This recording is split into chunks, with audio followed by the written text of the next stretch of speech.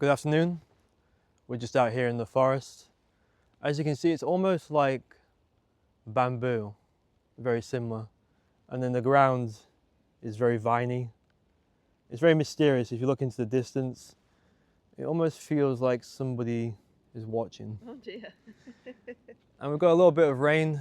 That's why I've got today's topic sealed with inside my jacket. So today I want to talk about Bukowski's Hollywood.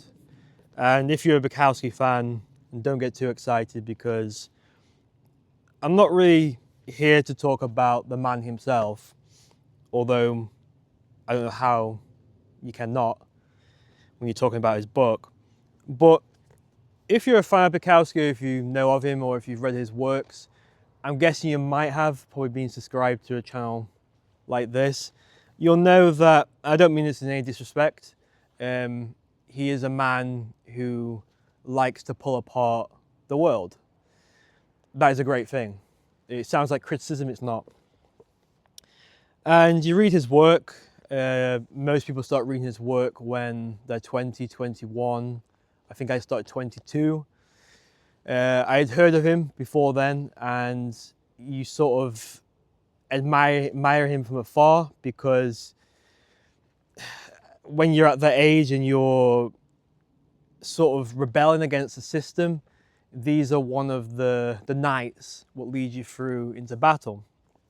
So, like most people, I read Post Office, Women, Hamon Rye, and you get to Hollywood, which I believe is one of his last published works. And the thing you notice, which has always fascinated me, I can't really recall the story. I imagine it's in Hollywood. I imagine it's towards the end of his life where he's dealing with film deals and he's coming across movie stars. I remember vague bits of that.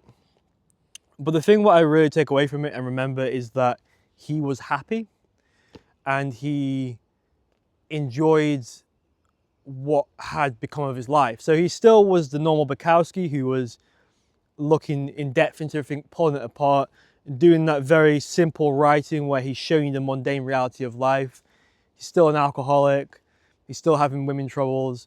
But you sense that he has found peace. And I find that fascinating. If you're not a fan of Bukowski, and there are a lot of people who aren't, if you just read this book, I'm just going to put it away because it's getting a bit wet. If you read this book, you will see, you can sort of still see the outline, so you can imagine it. You can see how, as I'm saying, when you're younger and you have that rebellious sort of spunk where you want to take on the world and you want to just undress the world. And then as you grow older and you find the peace, whether it could be success, whether it could be a relationship, whether it could be you're just happy within your career. And I think for Bukowski, it's a mixture of all those sort of things. He just sort of, he didn't, I think it's probably why it's one of his last works. I know it's getting closer to his death, but I think he had realized that sort of rage what you have when you're a younger artist. I know he started quite late as an artist. He was relatively quite old. Well, he was writing all his life, but he was relatively old when he started publishing things. But so maybe age isn't the problem. But wherever you start, and you start as like a boxer and you're really hitting heavy, there's always going to become that point where you just don't have that venom left in the tank anymore.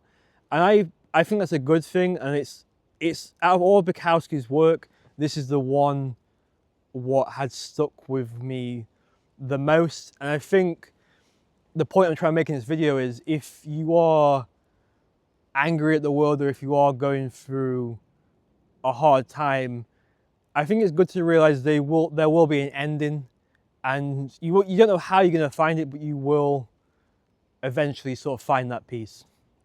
So that's it for today. It's a short video. It's just a thought I've been having for a long time. It kind of makes me want to read the book again, so I might give it another try, but I'm a little bit busy with other books at the moment. So we're going to continue our walk. I just think we're going to go this way.